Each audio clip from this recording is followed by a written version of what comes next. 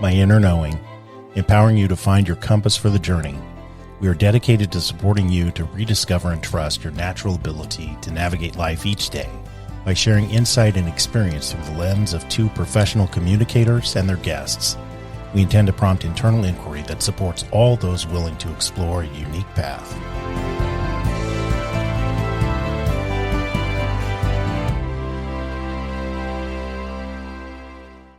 Well, hello. Hi.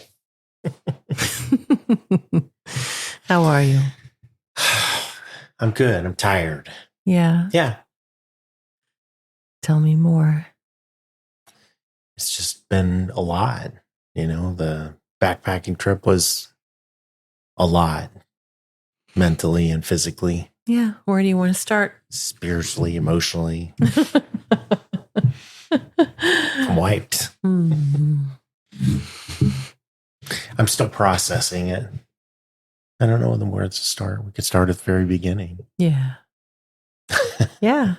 Well, share what your process was. What do you think inspired you or pushed you into choosing what you chose, which would be good for you to share with people what you did choose to do? Sure. I chose to do a hike on the Superior Hiking Trail, backpacking trip where you don't stop after a hard day and stay in a nice hotel and get a nice warm meal. Yeah. Just hauling everything in a backpack, including your tent and your sleeping bag, etc. And first time I'd ever backpacked. I always wanted to camp as a kid. You know, we went camping a couple of times, but just at campgrounds and, you know, with the cooler full of good food and Yes. easy living, swimming at Yes. the beach and fishing and those sorts of things. But it didn't happen very often, you know. And so I always, as a kid, I read books about how to survive in the woods. Mm-hmm.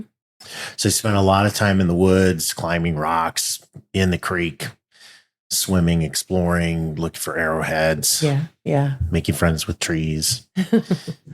Yeah. It's what you do. Yeah. Just over the years, I'd gotten so far away from that. And there's been so many things that have changed in my life. About 3-4 years ago, I started buying, as you know, backpacking equipment and talking about walking the Appalachian Trail, which is 2,600 miles. I think I can do that. Yeah. You know, I mean, that'd be great. 6 months out on the trail. I kept, you know, it was this loop of someday I'll do that, you know, and then I can't leave my dog for 6 months. He's old and he needs me. We need each other. I'm his job, you know, taking care of me. And so I've been telling myself that that's the reason I wasn't going yet. But it's way more than that. Yeah. What are you aware of? It's interesting. It's a good question. I'm aware that my whole life I have wanted adventure. You know, I don't think anybody ever supported that. You know, it wasn't a no, you can't. Well, once it was no, you can't do that. When a friend and I wanted to hike from Joplin, Missouri down to Branson, Missouri on the highways. Yeah. My dad was like, actually, my dad didn't care, but his girlfriend at the time said they are not hiking on the highways at 10 years old. So that's right. You know, he was all for it. And then I was, oh, you can't do that. You know, I've told myself for years, if I hadn't gotten married out of college, you know, maybe I'd have gone out west and, you know, been a forest ranger or worked in the parks or done something different than just being what I'd always been or where I'd always been, that sort of thing. And so there was this piece of I just never choosing myself to explore that piece. And I think I got to the space, and I'm getting older. My body is starting to hurt. You know, I don't know if I need hip replacement, that sort of stuff. I hate to even say it, but it's true. It's just been almost debilitating, you know? And so, I think with your support and finally just deciding I was in a space, I'm doing this. So I'm really glad I didn't choose I'm doing the Appalachian Trail as my first backpacking trip, because this was hard. Yeah. For 7 days. Yeah. Yeah. It was 6 days, actually. Okay. It was a hard 6. And I really would have been disappointed if I had said I'm setting out on the 2,600 mile journey and, turned back after 2 weeks or a week. I don't know. It's been a fascinating mental exercise. Yeah. Babe. Yeah. Okay. Ooh. Well, keep going. Well, I'm just talking. Yeah. Yeah. So why not? I think there's just this, we say we want these things or we dream of someday I'll, and I think a lot of times it's really latent fear of actually reaching out and touching what we want. Yeah. Yeah. Yeah. Share more. There's more in there. Well, I'm not sure I have it all. What I just know it's there. I know there's a fear component of maybe I'll fail. Maybe I won't like it. Maybe people will be, oh, well, I knew that, maybe my body won't hold up, but I'm not even sure it's really all those things that came with, getting into my 50s, that piece. But I think it's a not trusting yourself thing. Yeah. Yeah. Yeah. You're like, got it. Yeah. I knew that, Walker. It's what I was thinking when you were talking earlier. Yeah. Yeah. I mean, not just about you, but just about the not doing. Yeah. Yeah. Yeah. Not trusting ourselves. Yeah. And so we say these big dreams or things that we're going to do. And, I'm just, I'm getting emotional about it. It's just like, I'm so grateful for just finally having said, I'm doing this. I may not be prepared. My Garmin tracker, I have no clue how it works the night before. It's 2 a.m. and I'm like, oh, I better look at the manual on that a little bit, Oh, I don't have hard copy maps, but I'm going anyway. Yeah. And just,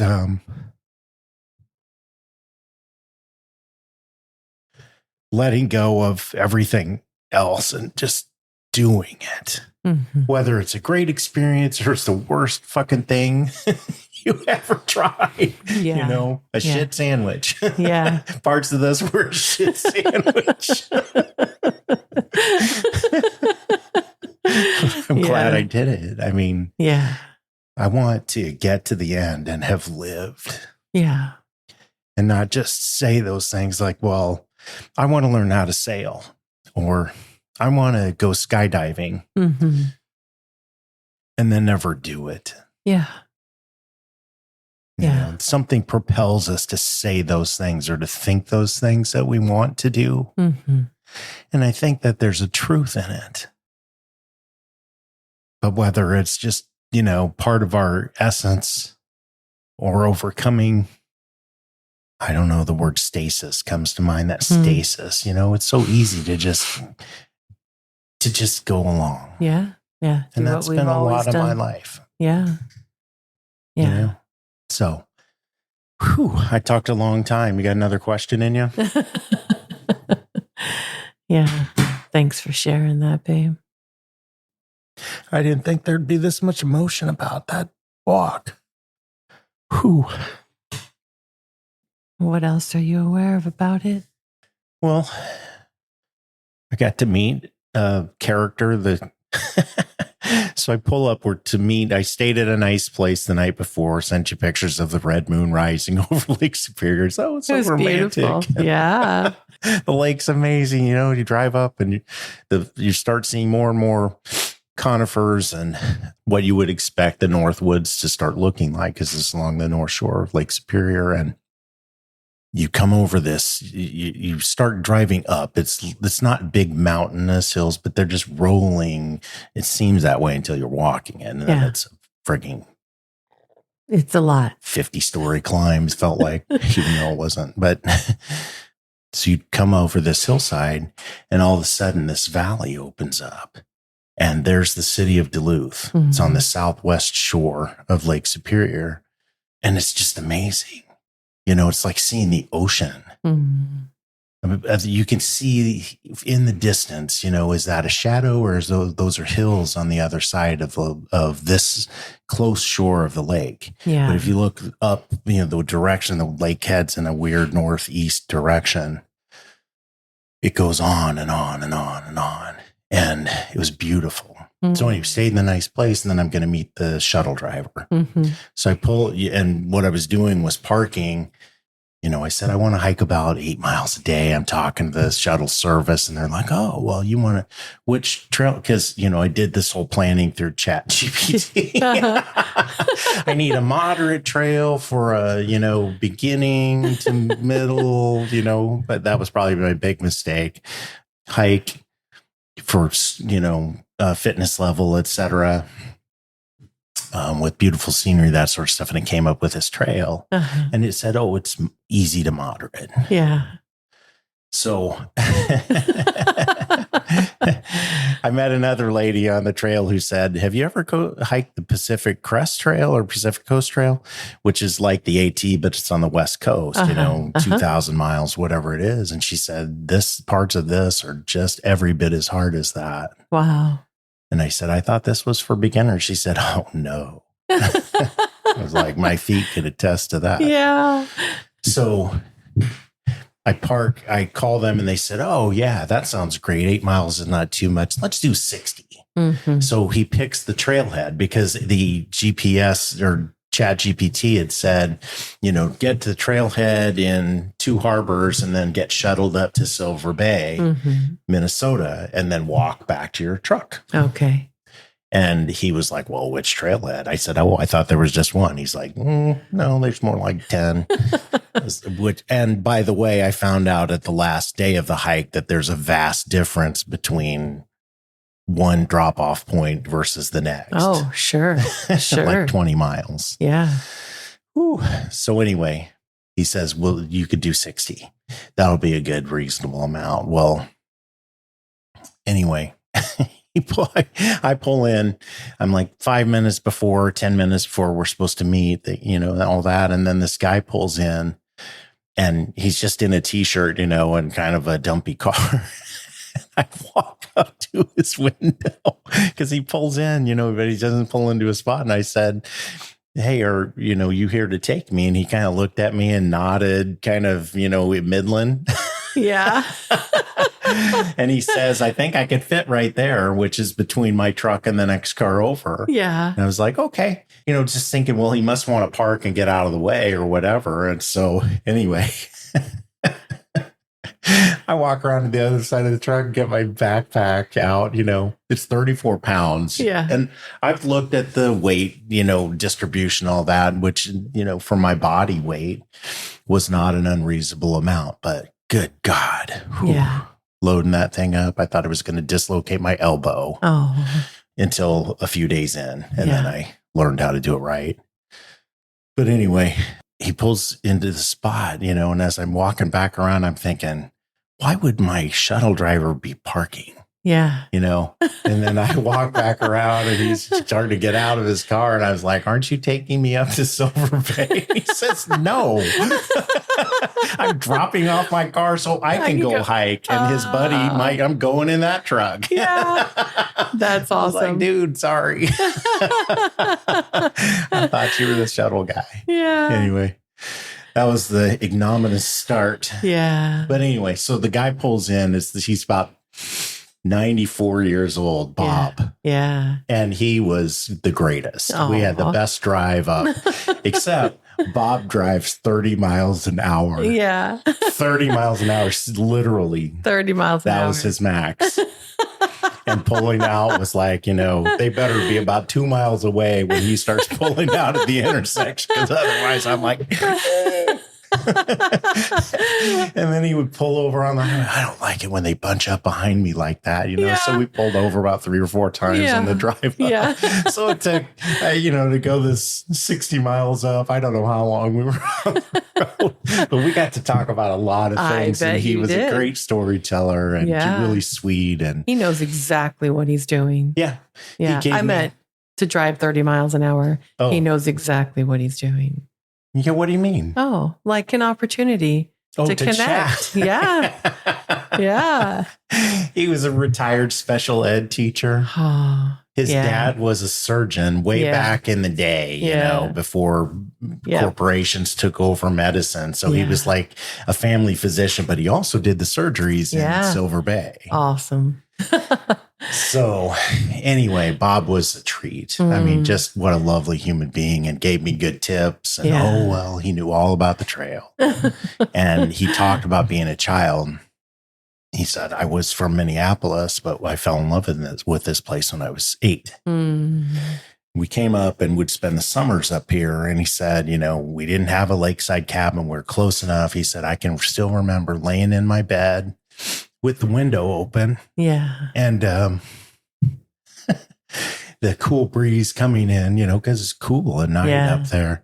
And hearing the waves lapping the shore, he just said it was just magic to me.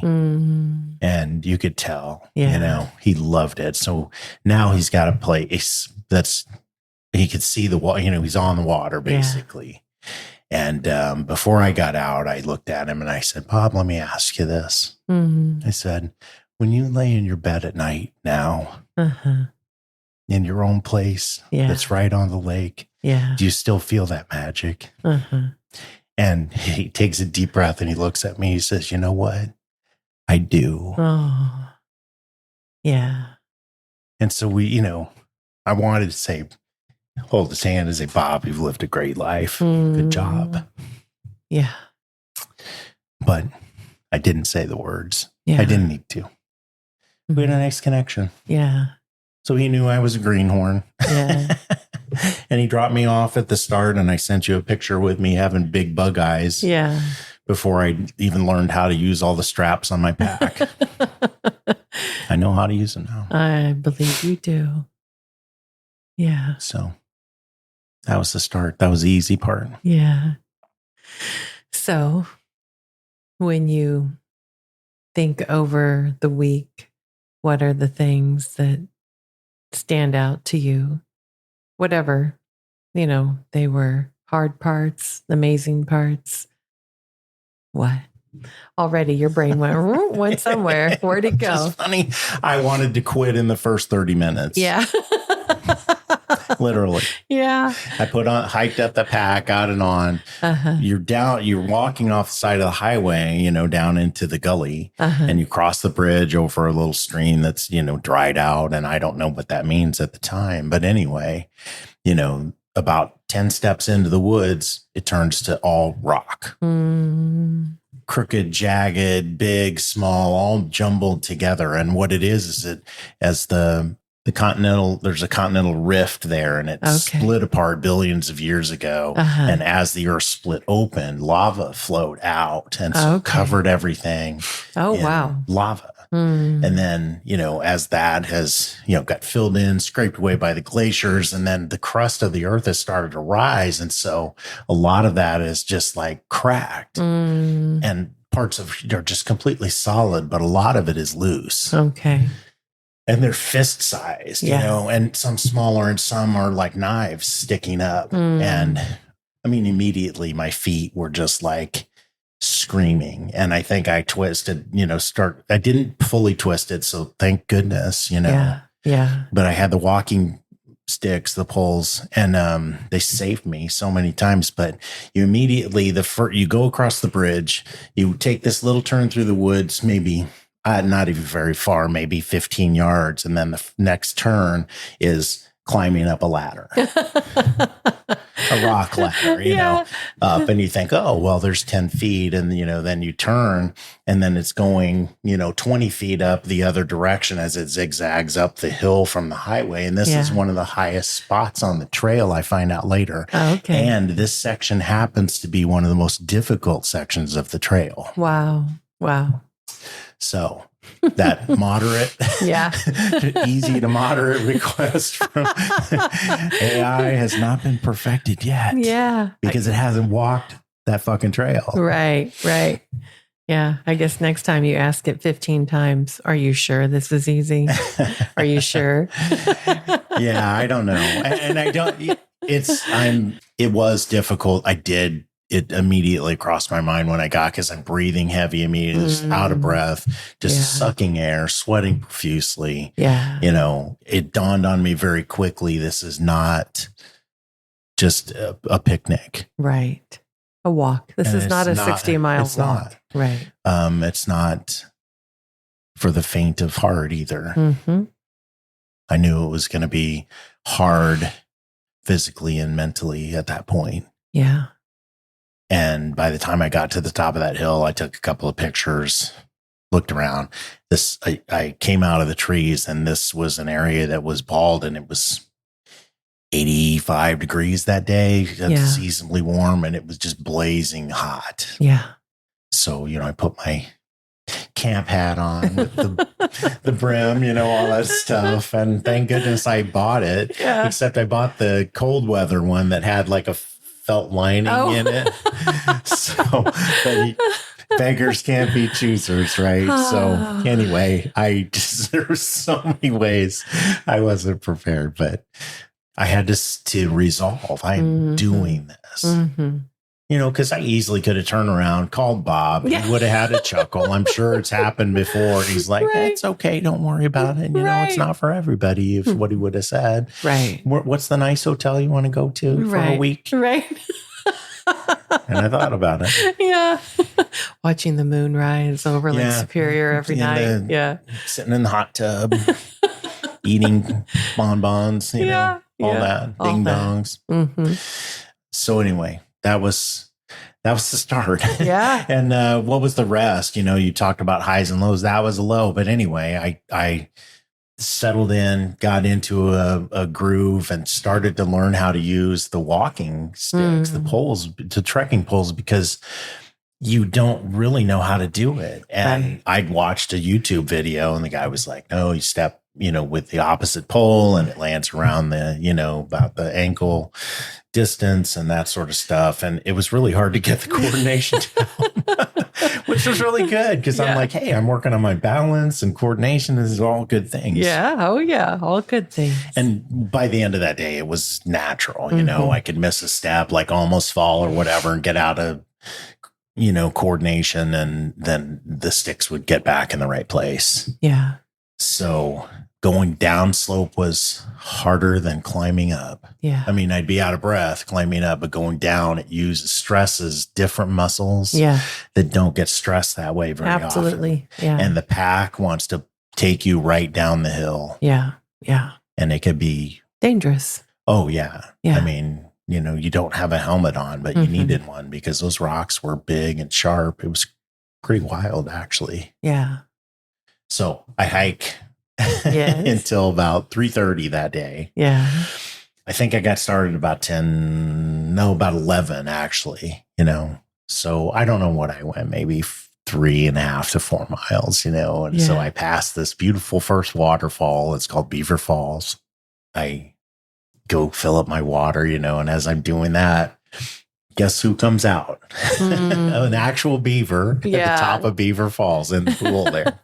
And that's his spot. And I know he's seen other campers because he's like doing loops in the water and then swimming, you know, kind of showing off. Yeah. But also letting me know this is my home, you know. And you're okay here, but this is mine. Yeah. It was just really sweet, you know. So I was like, okay, I need to go on. So there's another camp about another mile up or whatever. And so I start hiking that way. And, you know, there's just this part of me that's like, we got to drive, do it. You know, you're supposed to get 8 miles a day. And I got almost to the other camp, saw that somebody had already set up a tent there, and I was like, you know what? I am going to spend the night by that waterfall and Mr. Beaver, my friend. Yeah.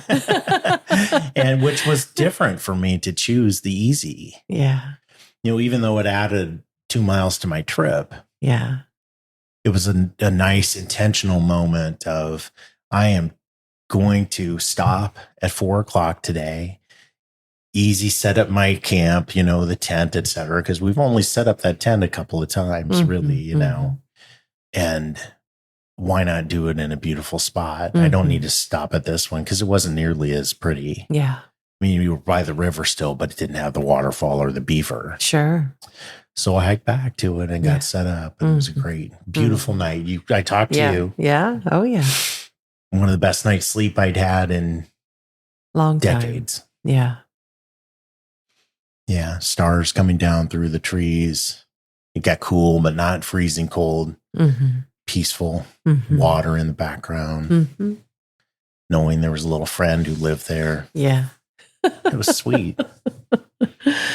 Yeah. Yeah. What are you thinking? That I'm talking a lot. That's okay. It's your story. Yeah. Yeah. It's a lot to share. Yeah. Yeah. So tell us more. So the next day I woke up I went to bed at 8:00 or something like that because it gets dark. Yeah. The other campers, I'd, made my meal near the fire so I could have some conversation. And there was a young couple and then this group of maybe 5 or 6, younger people, but they were down at the waterfall swimming and climbing the rocks and whooping and hollering and having a good time, which is fine. I wasn't irritated. I was just like, yeah, that's too much for me.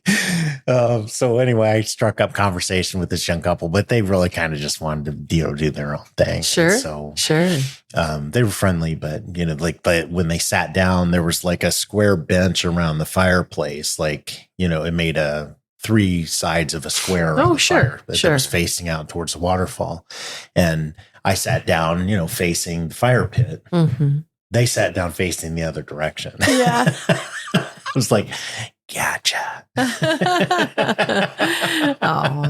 it was okay. I wasn't offended. I didn't feel like, they just needed their own, like whatever, their romantic trip together, whatever it was. I don't know what that was, but so woke up early and the next day I got in like 8 miles, and was really pleased that, I got really close to what I had said I'd do per day. Yeah. But in the back of my mind, it's like, you're behind, which is part of what I didn't want to carry into the whole experience with me. Right. Right. Another thing that I knew that I wanted was just the silence, and why I don't know. But I got plenty of it. Yeah. Because even though that group camped there, I really only passed, a handful of people on the way. Yeah. So, except that one day there was 2 little gazelles, these 2 sisters. Oh. Maybe 14 and 12 or something like that. I'm hobbling along because my feet are so swollen and bruised. I had to warm up every time I stopped. Sure. To just, get so the blood was moving out of my feet. Here, I'd gone over this really hard section. Here these little girls come. They're just like, they might as well have been sprinting. Yeah. Like, and smiling. They didn't have big packs on their backs, but still they were just smoking me. And I just pulled over to the side. It's like, hello. I said, you're catching up to me. They just said, oh no. Yeah. Went on by. And then a couple minutes later, their live parents came striding up, with their sticks and stuff. Oh, new hiker. Yeah. Anyway, it was nice. I mean, people were really kind on the trail when I did stop and speak. Yeah. So I liked the kindness and what Bob had said. He said, hikers are some of the best people, I will tell you. I don't know his basis for all of that other than he's shuttled thousands. Right. But I think it's people, I don't know, setting aside the time to connect with nature in a very busy world. Maybe makes them seem kind. You know, at least that's Bob's experience. It was my experience on the trail. I mean, not everybody, because there was one guy I told you about. Yeah. Well, kind or not kind, he was a teaser. Yeah. No, so day 2, I think day 2 was fine. There was, I don't remember when it happened, but on the map it shows, it's land of 10,000 lakes or whatever they bill it as. And so the map has all these, creeks and rivers along the path. Yeah. And you're carrying a filter, and I had 2 squeeze bags, and water got scarce. Yeah. They're in historic drought. And that was, aside from just my hip flexors were killing me that first day, especially coming down. But what's good is that has loosened up some. I just think I've got another problem. Yeah. Running out of water, day 3. Yeah. I mean, if you're walking for 10 to 15 hours a day and you don't have water for 4 hours or 5 hours or 6 hours, it's bad. Yeah. And that's where I was. It was like, good God, what am I going to do? And so I've just climbed up this hill and passed this guy, and I'm like, have you seen any viable, water? And he looks at me and he points east. Yeah, Lake Superior's about 3 miles that way. Yeah. Right. Yeah. You were looking for not one of those kind hikers that Bob was talking about. I wasn't asking for his water. I just wanted to know how far do I have to go to find some. And that wasn't helpful when I was in distress, worrying about what's going to happen. Yeah. Am I really going to have to hike 6 miles out of the way down these hills and then back up and will it be a cliff when I get to the lakeside? Because sometimes it's a cliff, sometimes there's a way to get down to the beach, right? So that was not easy, so when and how I take that, it's I've told you the teasing usually happens to me when I'm in a weakened state, like I'm working really hard. And then it's like, I don't know, something about that space is when I get the tease and I don't handle it well. I didn't say anything. I just, well, what I said was thanks and walked on past him. Right. And I got maybe 15 steps away and he said, do you need some water? Yeah. And I said, no, thanks. Yeah. I wouldn't take fucking water if you came over and poured it in my mouth. What's that about? Abandonment. Yeah. I was going to say that's a different episode. It is. No, I'm just telling the true about the trip. I mean, there were highs and lows. Yeah. What do you think are some of the things that you've learned about yourself? I can still dig deep. Yeah. There's still like a place I can go of deep resolve that this is going to happen. Yeah. I can do it, but it's tempered now. When I was young, I could do that. I was always tough. Yeah. But I also was at the same time as making that resolve, also thanking my body. Yeah. Saying, I love you, my body. Yeah. No, I did. I had to because it was hard. It was in pain. Yeah. No, I was thinking, thankfully, we went on that retreat a few weeks before that focused on our body. Right? Yeah. And so just expressing gratitude and I love you and it's going to be okay. And yes, we're doing this. Yeah. But it's a team effort. Right. Not just I'm going to subjugate you. Right. Which is a different perspective. Yeah. Or I'm going to punish you. Yeah. Because I think sometimes when you grow up with trauma like I did, that's a part of your existence. Yeah.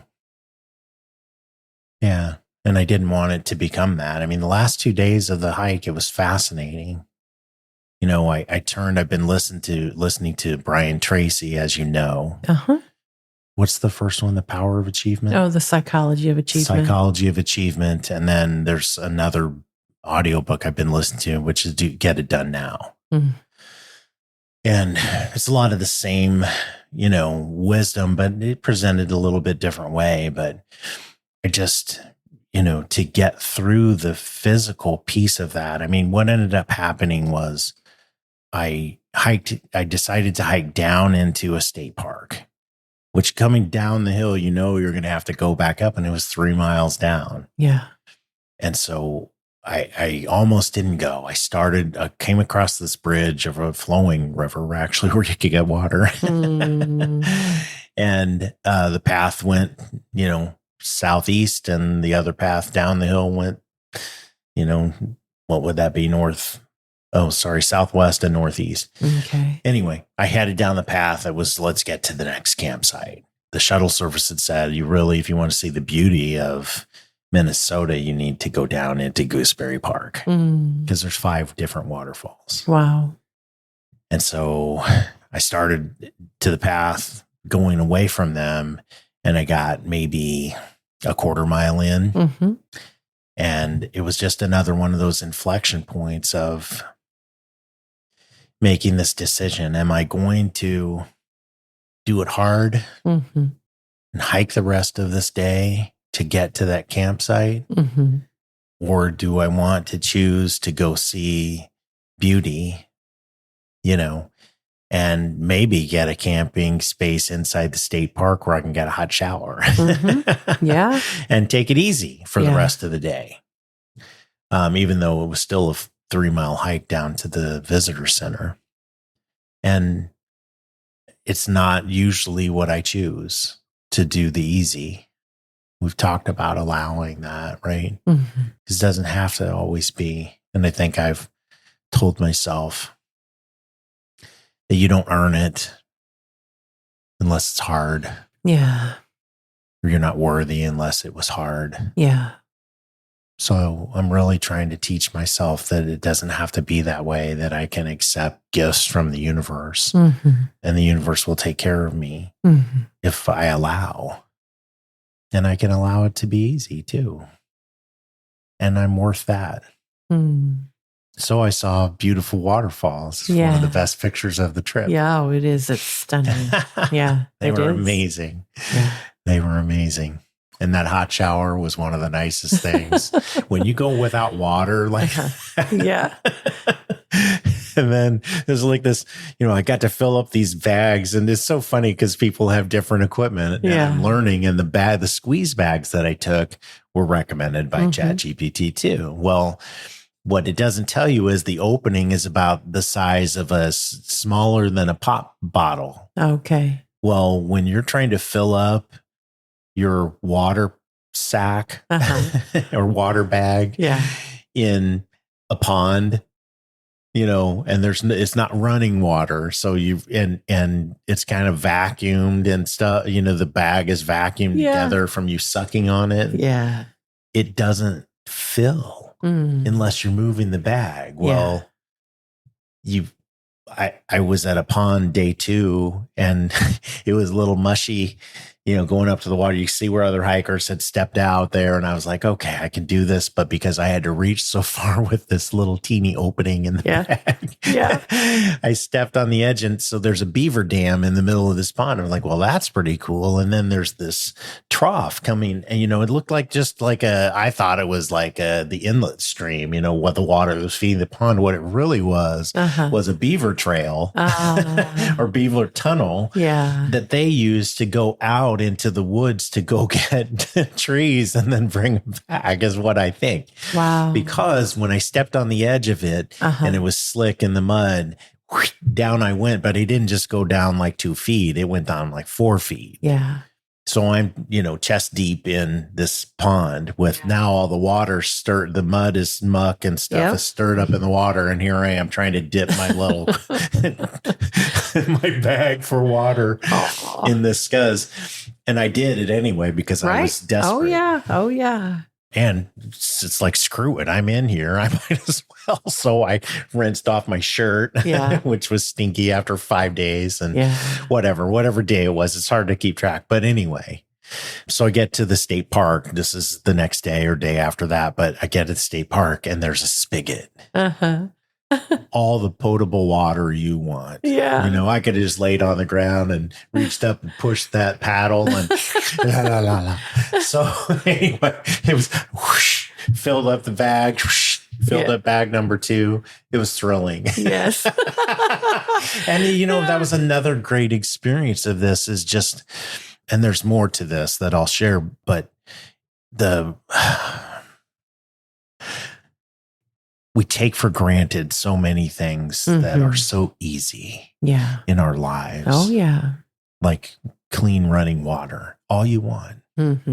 All you want. Yeah. You leave that on all day long if you want. I mean, you'll pay. Right. But so what? You know? Yeah, it'll keep coming. It'll keep coming. And I'll never be, you don't even think about thirst in our society. Yeah. And I've been thirsty out, you know. I remember I went for hikes as a kid. I kept telling myself, I used to hike all day as a kid, you know, stomp around in the woods and stuff. And I didn't carry water, but I didn't have a 34-pound pack. Yeah. Yeah. And you were little in our body. And I was little and I probably wasn't going nearly as far or as long as I, you know, think I was in my memory. But in any event, it gets desperate, you know. It consumes your mind. Where's the next water? I've got to get water. And so I would start counting, you know, it's like my mind was driving for something and the counting was driving me crazy, you know? And so I had to stop the numbers game. Yeah. Because I'd get to like 30 and then it would start over again. I was like, why do you keep stopping at 36? I don't know. You know, I need water. You know, so anyway, back to the state park. It was just plentiful and clean. So there's like this blossoming gratitude for just the basics. Yeah. That are so luxurious and we don't even recognize it. And the beauty of a shower. Yeah. Oh. Yeah. With soap. Yeah. Yeah, I know. It was, you know, this shouldn't be some great epiphany, but we just take it for granted, or I do. But man, that was the greatest thing ever. So, ooh. Yeah. Yeah. What do you feel like you are? What are you still rolling around in your head? Well, great experience. This is a great experience I want to share about what I found on the trail. Oh, yeah. I know what you're talking about. Go ahead. So I don't know if it was day 4 or whatever. I'm deep in the, you know, in the country at this point. You can't hear traffic at this spot. It's been up and down all day. I'm hot. I'm tired. I climb up this, you know, step ladder hill. And when I say step ladder, there aren't ladders. It's just like they've either placed rocks or the rocks, you know, they look like stairs, except they're uneven. And you know, you are hoping that your boot doesn't slip when you step on one or you're going to fall. But anyway, you go straight up like a ladder almost, you know, maybe not perfectly like that, but a really steep angle, and it's just strenuous. So it's a struggle. It's hot. I'm low on water again. And I swore I will never leave a water source ever without both bags being filled. Well, I did. Yeah. And so I was out again. Yeah. And I would have run out anyway because it was such a long, dry spell. But in any event, I get to the top of this hill and walk around. There's this big tree by a big rock, and it says Mike's Rock. That's interesting. And then I see there's this red telephone. Like an old fashioned that you would put the coins in. It's tall, like maybe 2 feet. Yeah. Maybe 1.5 feet, whatever. Yeah. And it has, you know, the little spin dial on it where you would dial the numbers that somebody has hung on this pine tree. And next to that is a mailbox with a notebook in it. And again, it's nowhere near a campsite even. Yeah. So it was called the Stardust Telephone. Mm. And this woman had written, it's not a poem, but just, a paragraph about somebody that she had lost and how they had had a lot of pain, et cetera. But, that she was sure that his spirit had gone into space and burst into a million particles of stardust, and all pain and all sorrow and all grief just, glittering out like, sparks from fireworks or something like that. And so, I'm just smiling at first. Yes, it's touching, but it's, it's like, oh, that's really sweet, and I just can't believe somebody hauled a phone off. But anyway, then it invites you to make your own Stardust call. And I'm like, okay. Yeah. So it's not hooked up, actually, but as soon as I picked up the receiver, the handset, and put it to my ear, it became very real and unexpected. Yeah. And so anyway, I just thought it was a beautiful piece, and I'm going to do some work around it in different ways. But the thought of being able to pick up a phone in the middle of nowhere and be able to have a conversation with a person or an animal that you love who's no longer here. It just, especially with physical exertion on top of it, was just so touching. Yeah. So I talked to my former favorite dog before Huey, who's not my favorite dog, but they both are my babies. And had a visit with Scouty Boy. And then I talked to my dad. And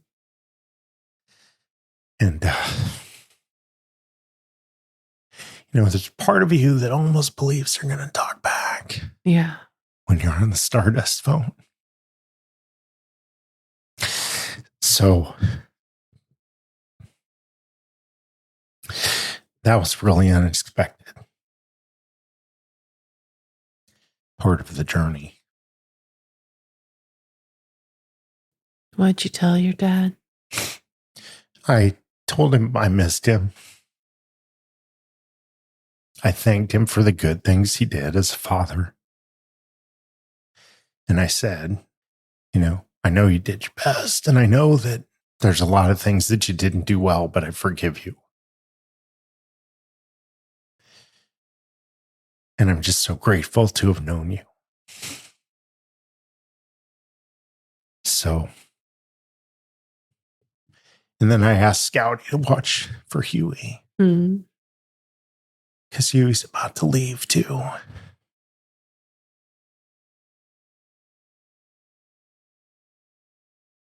Spirituality on the Superior Hiking Trail. Yeah. So in the midst of the glory of seeing those waterfalls, the series of 5, and the recognition of gratitude for the bounty that just basic things can give us, just free running water. And all the physical struggle comes as a gift of the Stardust Telephone from a stranger, somebody I will never know. Yeah. And it was beautiful. And I still had many miles to go. Yeah. So, whew. And you made it. And I made it. I did. And I ended up doing about 20 miles each of the last 2 days because there was no water to be had. And I wanted to get to the end. Yeah. And so what I did, it was hard. And I walked for 3 or 4 hours in the dark, the second to last night with my headlamp on. And that wasn't a problem. It was fine. I mean, you could fall when it's broad daylight. Right. Just because the rocks are obscured by leaves, et cetera. And there's just so many, you can't avoid them. But I had to push through this area where there's no camping. Mm-hmm. And so I did it, but I resorted to the Brian Tracy. He's got some sayings that I think would be helpful for people. And it was extremely helpful for me, which is, I love myself. So I spent hours just hiking to the tone of I love myself, I love myself, I love myself, I love myself. And that's all that I put in my mind. So the numbers weren't coming back. Yeah. And then I can do it. I can do it. I can do it. I can do it. I can do it. I love myself. I can do it. I can do it. I can do it over and over and over for hours because I hike for 14, 15 hours. Yeah. I'm slow on those trails. Other people cover ground a lot faster than that, but that's what it took me. So the last night I'm doing the same thing. I can do it. I can do it. I can do it. I love myself. I do it now. I get it done now. I get it done now, which I was intending to go beyond just this is getting me through the hike, but trying to get that translated into my life. Because I think my body has been shutting down at work. I'll wake up, get around, there's energy, and then I sit down at the desk, start to work, and it's just like, it shuts off. And I'm still not sure what that's about, but my intention in doing this was to help wake it back up. And I'm hoping that the physical strain of all this really helped. So we'll get to the end here. The last day, I'm talking to you the night before, and I'm like, my phone's going to die. Right. I'm down to 11%. Yeah. My backup battery is used up. Yeah. We can't video call because that would make it die for sure. And I'm taking a quick look at the map. And so I'm estimating I've got 10 miles left. I'm like, man, if I get up and I'm on the trail by 8, I'll be done by 1 o'clock. Yeah. Because everyone's saying, oh, the trail flattens out. It flattened out quite a bit, but there were still spots just like up and down and up and down. It's just so exhausting. But anyway, I think I've got 10 miles. So I'm up at 5:30 and, on the trail before 8 o'clock. And my phone's gone. It's dead. Yeah. And I am hiking and I'm low on water again. But this time I've learned my lesson. Every time I see water, I'm getting water as best I can, but there's some places you would not get the water. You would see like a chemical film on the top. I'm like, I don't think the filter can clean that or it's just, stagnant. Yeah. So I passed this guy. What was his name? Patience. What's your name? Patience. That's awesome. Yeah. I had a couple of people give me their trail, names. Yeah. Patience and Stray. Stray had through hiked the whole thing. She was going to end in Duluth, but she'd come all the way down from Canada. It's like, I don't know, 264 miles, something like that. But anyway, I said, so Patience, where's the next good water? And he said, oh, it's Stewart River. And I said, how far back? He's, nobody remembers because you're all delirious, right? Or semi anyway. And he's like, well, it's, where are you going? I said, Rossini Road Trailhead. And he said, well, it's before you get to that. And I was like, good. So anyway, it was way far. I have no idea, but it was hours. Anyway, I get there and it's running. It's clear because he had said, it's really nice. It's running water. It's clean. You put your feet in. Oh, it's cold, all this stuff. And it was all that, right? Yeah. So I'm at Stewart River Bridge. I cross the bridge, drop the pack, gulping water down. And here comes, what was that guy's name? Tim. Yeah, I think it was Tim from Texas. Yeah. So Tim comes bopping across the bridge. He's headed my same direction, but there's a camp right near this. And I'm not camping because I'm getting this hike done, and I'm thinking, well, shoot, I have no idea because I don't have the phone anymore. So, but I think it's got to have been because it was 4 o'clock and I'd left before 8. Yeah. And I'd only stopped barely, maybe 10 minutes a couple of times. And so I'm thinking, I gotta be close, you know? And so I was like, where are you going? And he tells me, where are you going? I said, well, I'm finishing up. I'm going to the Rossini Road trailhead. And I said, I think I've got about 4 miles left. And he kind of looks at me a little bit. And he says, well, I said, my phone's out, so I don't know.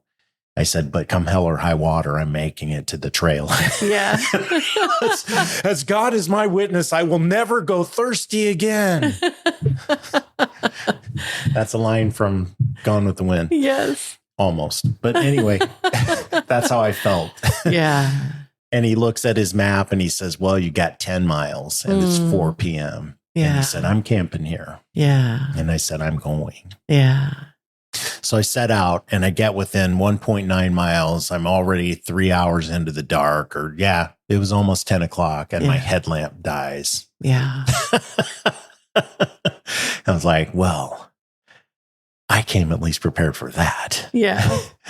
So, but my flashlight is in the bottom of the inside pocket of my backpack. Yes. My backup. And so it's dark, pitch black in the woods. I mean, you can see the stars. So it gets light about, I don't know, 3/4 of the way up the trees. The sky gets, that bluish color it is at night with stars, which are just amazing. But I have to unload the pack in the dark. Yeah. So I'm dumping stuff and, fuck it. And I get the flashlight out and there it is, because I'm feeling and finally get to it. And I pull it out and I click it and it's really dim. And I'm like, oh no. Well, let's get this packed up before it goes out. So I pack it up and it's still on and I take maybe 10 steps. Clink. Oh, yeah. So as you know, because I've told you about it before, I was just like, yeah, fine. But here's the thing. I've been like, oh, I want to see a lynx. I want to see a bobcat. I want to see a cougar. I want to see wolves, Well, the only time I heard wolves was when that light went out and I heard a pack of wolves out there. I was so exhausted. It's 2 miles from the truck. I'd laid down in the trail right in the middle of it, just pulled out my sleeping bag and put it over me. And I took my trekking poles and I put them over my neck, figuring at least they'd get a mouthful of aluminum or titanium before they got the jugular. And I went to sleep. Yeah. And here you are. And here I am. Yeah. I made it through the night in the dark. Yeah.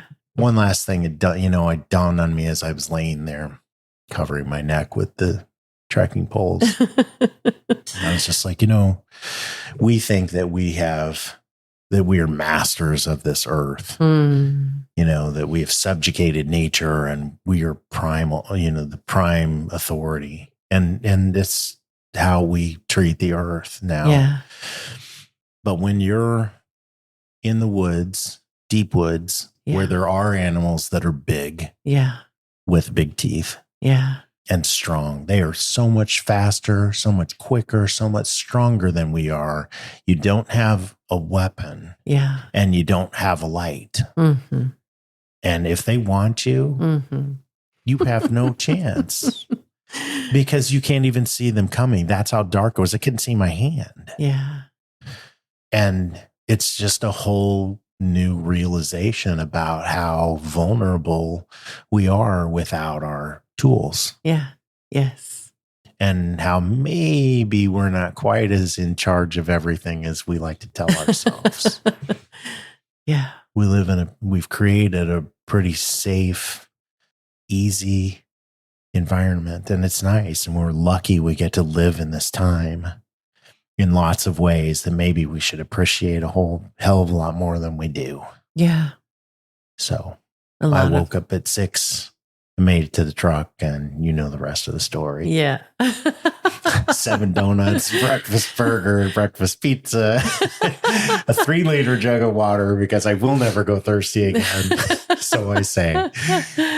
And a big smile on my face. Yeah. So. Yeah.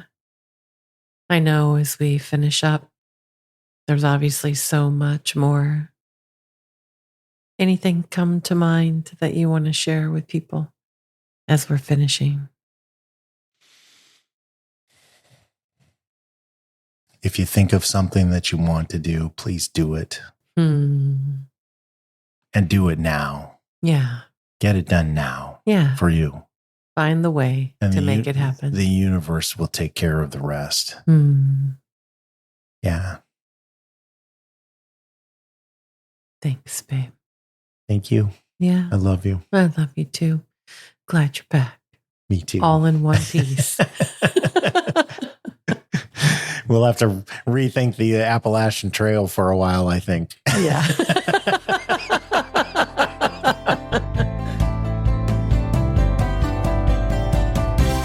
Thank you for joining us today. We are excited to explore life with you.